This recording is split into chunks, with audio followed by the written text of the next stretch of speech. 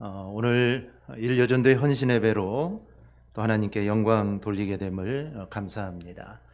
우리가 늘 이 헌신된 삶을 살아야지만 또 그렇지 못하면 우리가 늘 부끄럽습니다. 그래서 오늘 헌신 예배를 통해 하나님을 향한 그 헌신을 우리가 다시 한번 다짐하고 이전보다 더욱더 헌신하고 또 이전보다 더욱더 하나님을 사랑하는 우리 일여전도회와 그리고 대강의 모든 우리 성도들이 되기를 소망합니다. 요즘은 사람들이 후원을 많이 합니다. 좀 후원을 많이 합니다. 저도 한 두 군데 정도 후원을 하고 있는 것 같은데요. 이렇게 후원한다는 것은 다른 무엇보다도 참 좋은 일입니다. 좋은 일을 하기 위해 우리가 계획을 세우고 일을 추진할 때면 이 스폰서를 찾는 경우가 있습니다. 그렇게 주도적으로 선한 일을 위해서 스폰서를 찾는 것도 중요하지만 더 중요한 것은 내가 스폰서가 되는 것, 이게 더 중요합니다. 요즘은 TV에서 이 스폰서가 되어달라는 광고들이 참 많습니다. 그래서 대부분은 이 아프리카나 또 이 분쟁 지역을 후원해달라는 그런 광고들입니다. 그럴 때면 이걸 해야 되냐 말아야 되냐 이 갈등이 참 많습니다. 하고 싶은데 또 부담이 돼서 주저할 때가 정말 많습니다. 이 안드레아 보첼리라는 성악가가 있습니다. 이 안드레아 보첼리는 이 파바로티가 세상을 떠난 이후 가장 실력 있는 이 테너 가수로 인정을 받고 있습니다. 이 안드레아 보첼리가 이렇게 되기까지는 알려지지 않은 그 숨은 이야기가 있습니다. 원래 안드레아 보첼리는 처음부터 이 성악을 전공하지 않았고 이 어려서 사고로 이 시력을 잃게 되는 그 아픔까지 겪게 됩니다. 하지만 그는 타고난 이 낙천적인 성격으로 열심히 공부해서 이 변호사가 되어서 일을 하게 됩니다. 그러나 이 음악만이 자신을 행복하게 만들 수 있다라는 것을 깨닫고 변호사를 그만두고 레슨을 받으면서 이 노래할 수 있는 곳은 어디든지 가서 이렇게 공연을 했습니다. 그러던 중 우연히 이태리 한 유명한 락 가수가 이 파바로티에게 들려줄 듀엣곡을 이 보첼리와 함께 녹음을 하게 됩니다.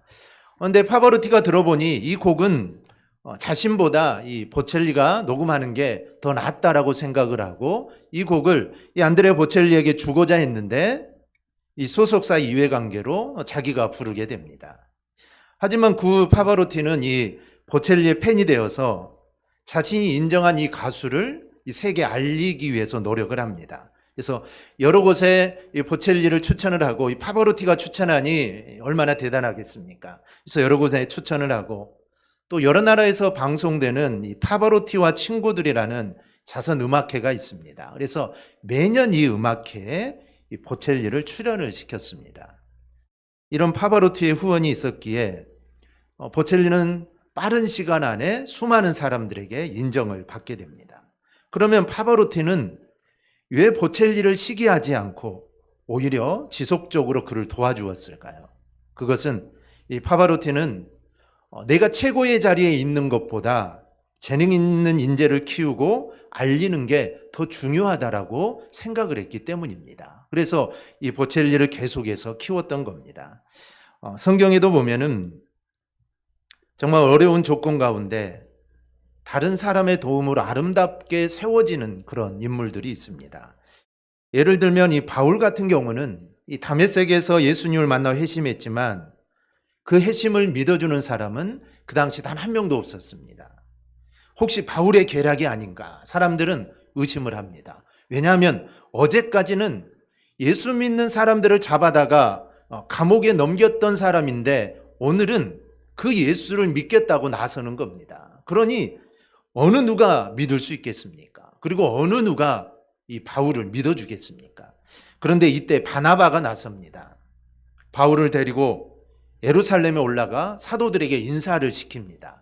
그리고 자기가 목회하는 안디옥으로 불러다가 같이 사역을 합니다. 바로 이것을 시작으로 우리가 아는 그 사도 바울이 이제 만들어지기 시작합니다. 구약에는 다윗이 그렇습니다. 이 다윗은 이미 골리앗과의 싸움 전에도 이미 사울에게 알려진 인물입니다. 그러나 그 다윗을 믿어주고 또 보호해주고 지켜주었던 사람이 바로 사울의 아들이었던 이 요나단입니다. 이 요나단, 다윗은 요나단으로 인해 많은 어려움을 넘기게 됩니다. 그런데 이 요나단에게도 그런 사람이 있었습니다.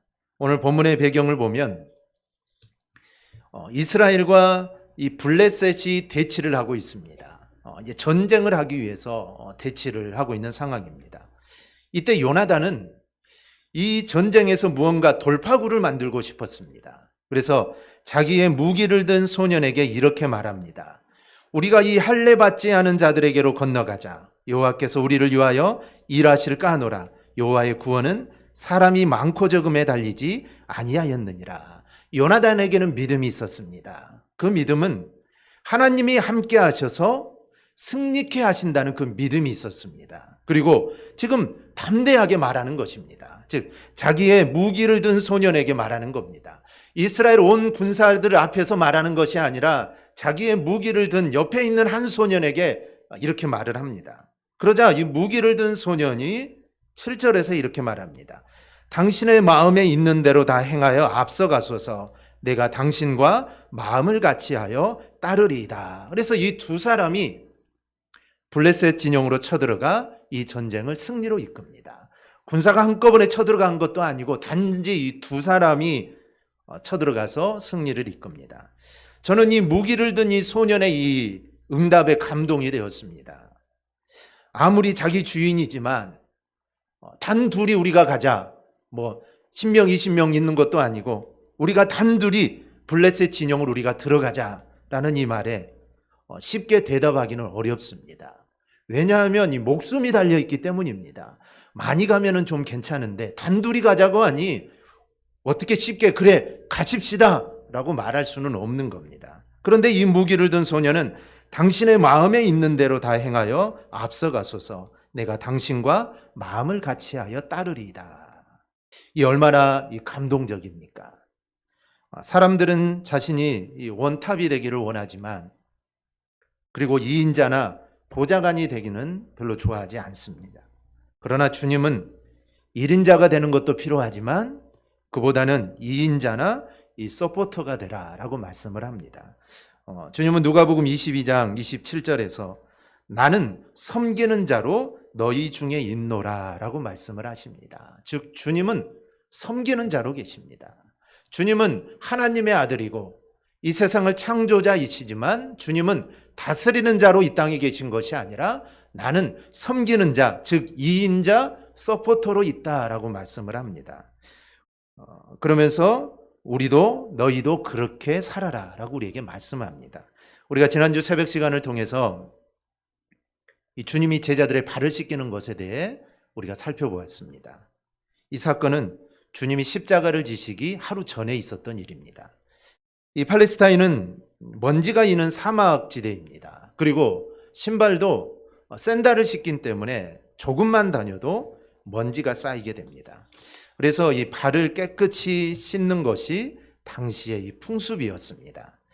그러나 자기가 자기의 발을 씻는 경우는 없습니다. 자기가 자기 발을 씻지는 않습니다. 종이 발을 씻겨줍니다. 종이 없으면 친구끼리 또 부부끼리 서로 씻겨줍니다. 이렇게 서로 씻겨주지만 조금이라도 처지가 낮은 사람이 먼저 씻겨주는 것이 이게 관례입니다. 그런데 그 어느 누구도 주님의 발을, 심지어는 다른 제자의 발을 씻겨주지 않았습니다. 그리고 그들은 그런 중에 식사를 합니다. 원래 발을 깨끗하게 씻고 식사를 해야 되는데 누구 하나 발을 씻겨주지 않았기 때문에 그들은 그 상태에서 밥을 먹죠. 왜 그랬을까요? 그들의 머릿속에는 내가 예수의 발을 씻겨줘야 된다, 아니면 내가 다른 제자의 발을 씻겨줘야 된다, 이 생각보다도 누가 더 크냐라는 생각으로 가득했기 때문입니다. 즉 내가 더 크다는 것이죠. 내가 크니 내가 어떻게 먼저 씻겨줄 수 있겠습니까? 내가 낮은 자고 내가 종이라고 생각했다면 먼저 씻겨주었을 건데 그들의 생각에는 누가 더 크냐? 내가 더 크다라는 생각으로 가득했습니다. 그래서 주님은 식사를 하시는 중에 몸소 제자들의 발을 씻겨주십니다. 그리고 너희도 이와 같이 하라고 말씀합니다. 즉 너희도 먼저 섬기는 자가 되어라 라는 것이죠. 우리가 성경을 보면서 오해하는 것이 많습니다. 그중에 특별히 신명기 28장 13절을 보면 여호와께서 너를 머리가 되고 꼬리가 되지 않게 하시며 위에만 있고 아래에 있지 않게 하시리니 라는 말씀이 있습니다. 우리가 자주 사용하는 단어죠. 머리가 되게 해달라, 꼬리보다는 머리가 되게 해달라라는 것이죠. 여기서 머리는 명예와 존귀를 상징하고 꼬리는 비천함과 수치를 상징합니다. 따라서 머리가 되고 꼬리가 되게 않겠다는 말씀은 한마디로 그를 높여주시되 결코 수치나 비천함에 떨어지지 않도록 하시겠다는 겁니다. 정말 아무리 하나님이 높여주셨는데 하루아침에 밑바닥까지 떨어지면 이거는 형통하다고 할 수 없겠죠. 그래서 하나님이 한번 높여주시면 절대로 수치와 비천함으로 떨어지지 않습니다. 이게 바로 머리가 되게 해주신다는 것이죠. 그런데 그냥 해주는 건 아닙니다. 이 말씀 앞에 보면은 여호와의 명령을 지키고 행해야 합니다. 즉 하나님의 말씀을 너희가 지키고 행하면 내가 이렇게 해주겠다라는 하나님의 말씀입니다. 그런데 우리는 이 머리가 되고 또 직책을 가지려는 이유를 누리기 위함으로 생각합니다. 그런데 성경은 머리가 되고 직책을 갖는 이유는 섬기기 위함이다라고 말씀을 합니다. 우리가 머리가 되고 직분을 갖고서 그것을 내가 누리며 살겠다. 이거는 세상의 생각이요, 가치관입니다. 우리가 이런 세상적인 가치관을 가지고 우리가 신앙생활을 하면 교회 안에서도 누리는 자리로 우리가 생각을 합니다. 그래서 세상 사람들은 집사가 되면 권사가 되고 또 집사가 되면 안수집사가 되고 장로가 된다라고 생각하는 겁니다. 즉 세상 사람들의 시선은 이 모든 직분들을 누리는 자리로 어떤 게 어떤 것보다 더 높다라고 생각을 하는 거죠. 그런데 교회 안의 직분은 절대 그런 게 아닙니다. 이 교회 안의 직분은 봉사의 자리입니다. 에베소서 4장 11절 12절을 보면 우리가 잘 아는 말씀이 있습니다.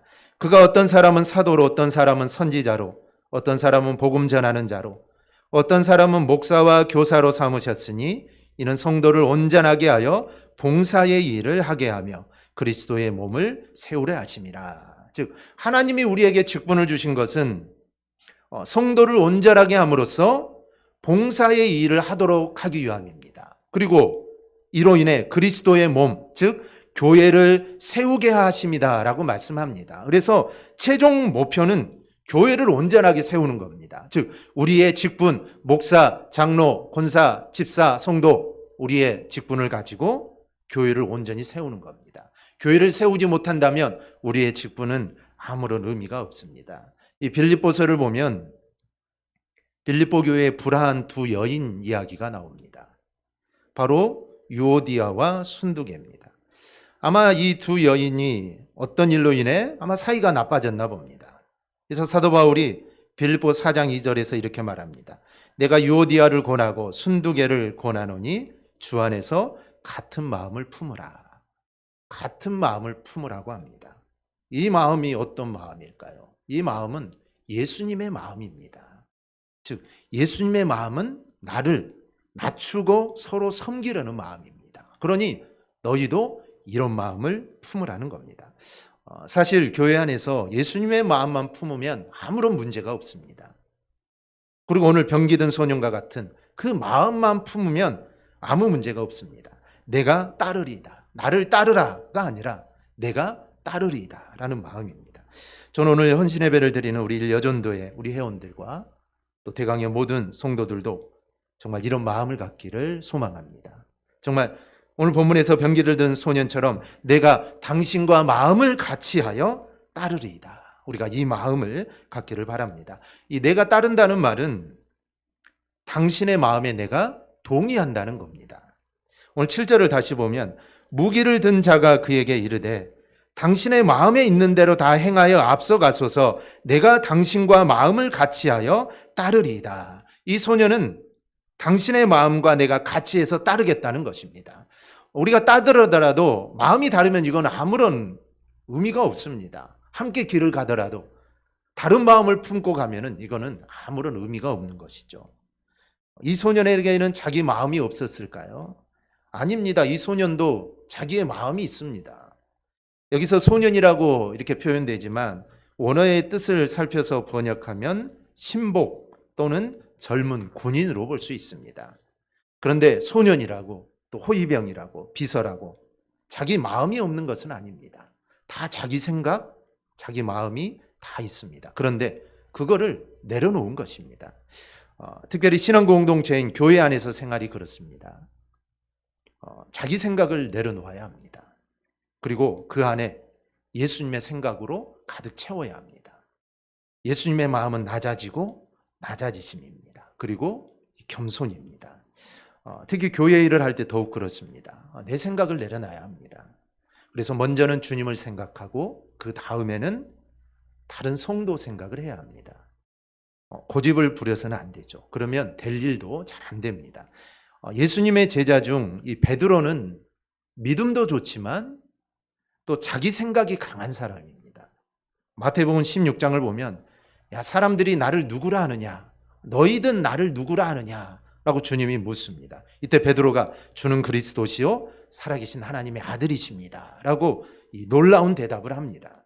그리고 주님은 이제 당신이 십자가를 지실 것을 말씀합니다. 그런데 베드로가 생각해 보니 이건 말도 안 되는 이야기입니다. 주는 그리스도시요 살아계신 하나님의 아들인데 이분이 십자가에서 죽는다고 하니 베드로가 생각했을 때는 이거는 말도 안 되는 일입니다. 그래서 그렇게는 안 된다라고 베드로가 아주 강력하게 말을 합니다. 그러자 예수님이 이렇게 말씀합니다. 23절입니다. 우리 23절 함께 봉독합니다. 예수께서 돌이키시며 베드로에게 이르시되 사탄아 내 뒤로 물러가라. 너는 나를 넘어지게 하는 자로다. 내가 하나님의 일을 생각하지 아니하고 도리어 사람의 일을 생각하는도다 하시고 아멘. 베드로는 자기 생각이 너무 강했습니다. 자기 생각이 강했죠. 여러분, 설령 그것이 자기가 보기에는 정말 좋은 것입니다. 그런데 하나님이 보실 때는 아닐 때가 있습니다. 또 다른 사람이 볼 때도 아닐 때가 있습니다. 다른 사람들은 다 아니라고 하는데 자기 혼자만 맞다라고 할 때가 있죠. 우리는 그런 것들을 인정할 줄 알아야 합니다. 그러기 위해서는 내가 따르리이다 라는 이런 협력하는 자세가 우리에게 필요합니다. 우리가 꼭 기억할 것은 하나님은 우리의 길을 예비하시고 또 준비하신다는 겁니다. 가령 사도행전 16장을 보면 이제 사도 바울이 내가 아시아 쪽으로 복음을 전하러 가야겠다라고 생각을 합니다. 그런데 하나님은 아시아 쪽의 길을 막으십니다. 이 복음을 전하러 가는데도 하나님 막으신 것이죠. 뭐 놀러 가는 것도 아니고 뭐 즐기러 가는 것도 아니고 정말 내 모든 걸 다 바쳐서 복음을 전하고 가는데 하나님이 그 길을 막으십니다. 그리고 하나님은 너 유럽으로 가라라고 말을 합니다. 그런데 사도 바울이 생각해 볼 때는 아시아 쪽으로 가서 복음을 전하는 것이 훨씬 유리해 보이고 더 쉬웠습니다. 그런데 하나님은 아니라고 합니다. 왜냐하면 하나님은 큰 그림을 그리고 있었습니다. 유럽으로 가야 로마도 갑니다. 로마로 가야 전 세계의 복음을 전할 수 있는 겁니다. 그때는 로마가 세계 중심지였죠. 그래서 로마에서 복음을 전해야만 그 복음이 세계로 퍼지게 되는 것입니다. 바울은 당장을 봤습니다. 아시아로 가야만 복음이 더 잘 전해진 거라고 생각했지만 하나님은 미래를 보고 있었던 겁니다. 그런데 사도 바울은 자기의 생각을 내려놓고 하나님의 그 뜻에 따르게 됩니다. 이 병기를 든 소년이 생각하기를 야 고작 우리 둘이 군사 몇백 명과 함께 가는 것도 아니고 고작 우리 둘이 블레셋 진영으로 가서 무엇을 할 수 있을까 생각했을 겁니다. 당연히 생각하겠죠. 둘이 가자고 하니 누구라도 생각할 겁니다.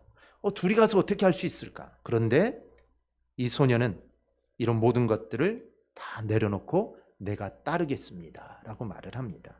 오늘 헌신 예배를 드리는 우리 일여전도의 성도들 그리고 대강교회 우리 성도들도 정말 하나님 앞에서 내 생각을 이렇게 내려놓고 내가 따르겠습니다 라고 서로 협력할 수 있기를 바랍니다.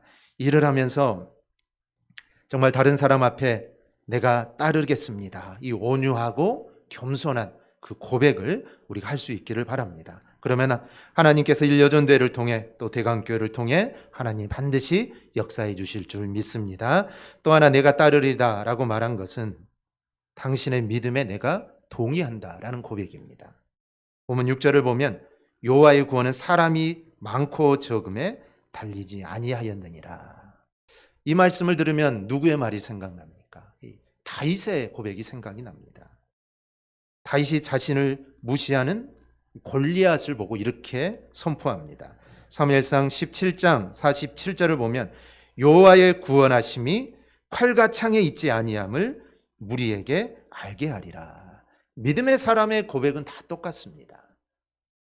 하나님이 함께 하시면 사람이 많고 적음이 문제가 되지 않는다는 겁니다.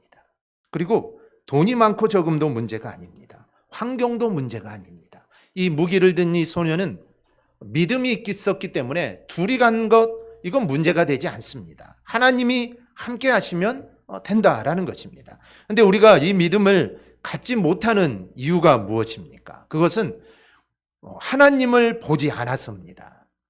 정확히 말하면 여기는 두 가지 의미가 있는데요. 하나는 하나님을 보지 않는 겁니다.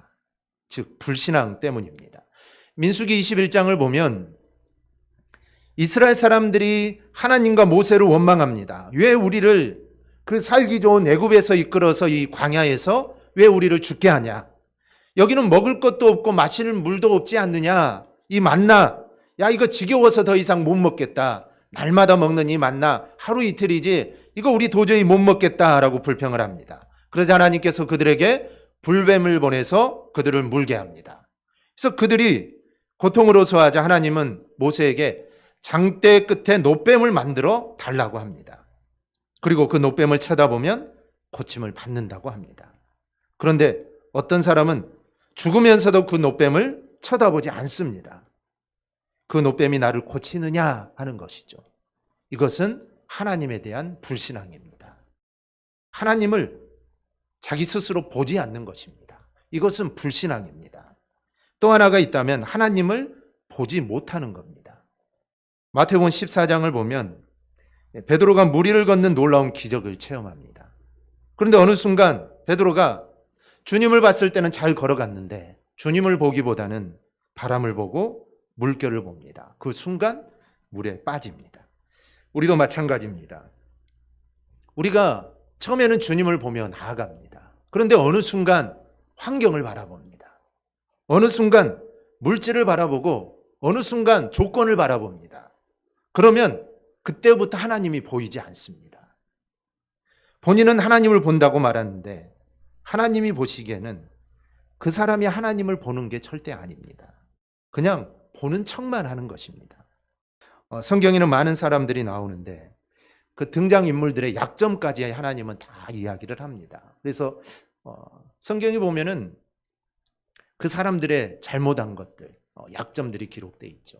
보통 유인집 같은 거를 보면 약점 같은 것은 잘 적혀 있지 않습니다. 잘하는 거, 위대한 일들만 다 기록이 되어 있죠. 그런데 성경은 그렇지 않습니다. 왜 그런 모습들을 하나님은 기록하라 하셨을까요? 그 이유는 그게 바로 나라는 겁니다. 바로 그 사람이 이런 죄를 지었지만 만약에 다윗이 이런 죄를 지었습니다. 살인죄를 짓고 간음죄를 지었는데 이것은 이 모습이 바로 너의 모습이라는 겁니다. 나 자신이라는 것이죠. 그것을 깨달으라고 하나님은 성경에 이런 모습들을 기록합니다. 그래서 우리는 성경에 나오는 인물을 통해 정말 연약하고 부족한 나를 볼 줄 알아야 합니다. 내 모습을 보아야 합니다. 그런데 거기에서 그치면 안 됩니다. 하나님이 그들을 어떻게 인도하시고 그들을 어떻게 성장시켰는가를 봐야 합니다. 다윗이 이런 엄청난 죄를 지었다 여기까지만 보면 안 되죠. 그가 이제 그 후에 어떻게 하나님과의 관계가 회복되고 하나님이 그를 어떻게 인도하셨는지 거기까지 우리는 볼 줄 알아야 합니다. 그러기 위해서는 우리는 본문 6절과 같은 고백이 필요합니다.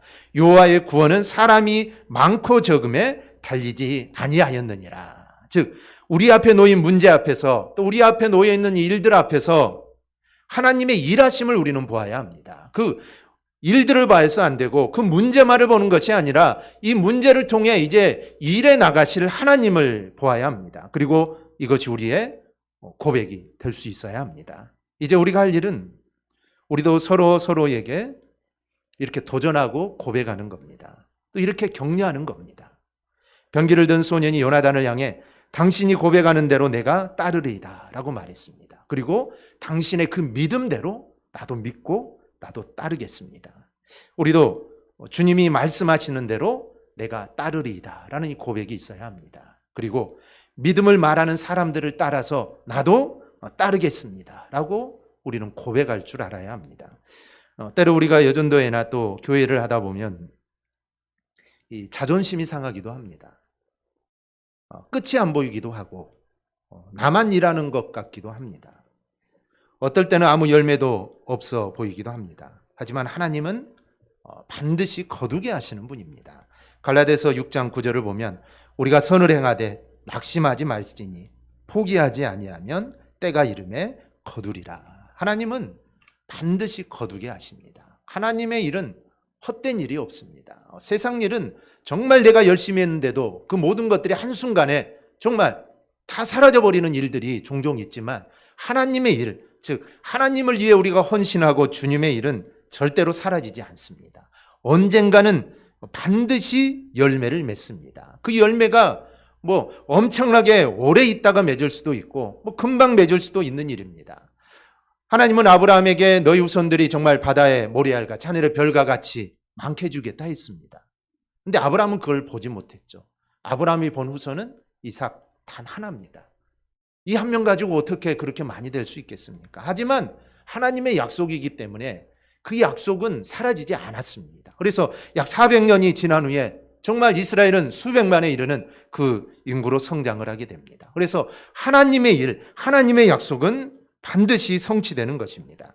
요나단과 이 소년이 이스라엘을 승리로 이끌었듯이 하나님은 이런 승리를 반드시 우리에게 주실 겁니다. 그러니 헌신 예배를 드리는 우리 일여전도의 회원들과 또 대강의 모든 성도들도 우리가 주님의 일을 할 때 그리고 주님을 따라갈 때 내 생각은 잠시 좀 내려놓고 주님 생각 또 교회 생각 다른 사람의 생각에 내가 따르겠습니다 라고 순종하며 우리가 서로 협력할 수 있기를 바랍니다. 이런 고백으로 우리가 일을 이루어 나간다면 일여전도회와 그리고 교회가 더욱 부흥해 나갈 줄 믿습니다. 우리가 이러한 믿음을 가지고 서로 협력함으로 하나님의 영광을 나타내기를 주님의 이름으로 축원합니다. 아멘. 기도하겠습니다.